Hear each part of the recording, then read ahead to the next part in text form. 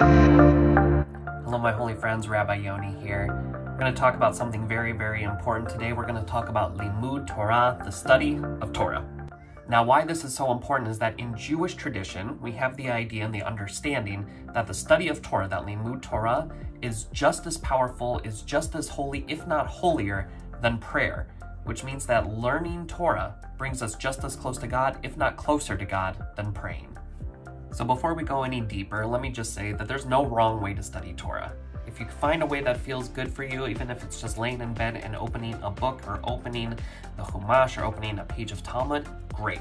But this video is going to help us go a little bit deeper and to study a little bit more of a traditional way of learning text. Now, the first thing that we have to do is we need to find ourselves a Ravuta, or a Chavrusa in good Ashkenazi pronunciation.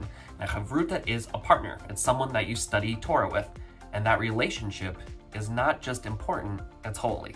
Because if our understanding in Judaism is that the study of Torah is just as holy, if not holier than prayer, then having someone else to study Torah with brings that relationship up to a really sacred place. So when you find a Chavruta, you need to make sure that we're finding someone that you can study Torah with that's equal to you, that shares similar ideas, but can also challenge you, that can push you and can push one another into some really, really important and great places. And that's why it's important that we don't just find anyone who's willing to study Torah with us, but it's very similar to dating. You find someone who's compatible with you, someone who pushes you and someone who makes you better. After you have found your Chavrusa or your Chavrusas, it's okay to have more than one. You can have a small group, that works too. You need to find a text that's meaningful to everyone involved. And it doesn't have to be the same text every week or every day or every month whenever you're learning together, but find something that you're all going to find interesting and chip away at it slowly. Take your time. And here's what's really important. Don't just read it like you're sitting in the library. Go over it together, fight over it, tear it apart, dive deep, deep into it. It should look a little something like this.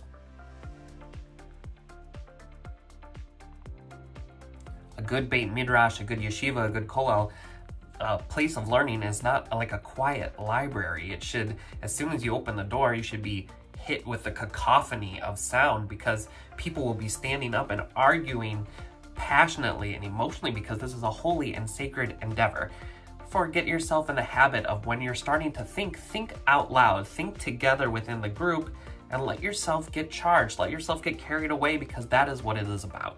And finally, the most important part of this video, if there's nothing else that you take away from this, please just focus on this one part, is that sometimes the hardest part of studying Torah is just getting started. But luckily, we live in an age where we have such incredible resources to help us wade into the sea of Torah, because it is a deep and vast sea. But we have some great resources to help. Check out some of these incredible partners that we have, and the amazing work that they're doing to help bring Torah to anyone and everyone. I'll put it in the comments as well, and make sure that we'll put it anywhere and everywhere. If you need any follow-up advice or any help with this, please, please, please let me know.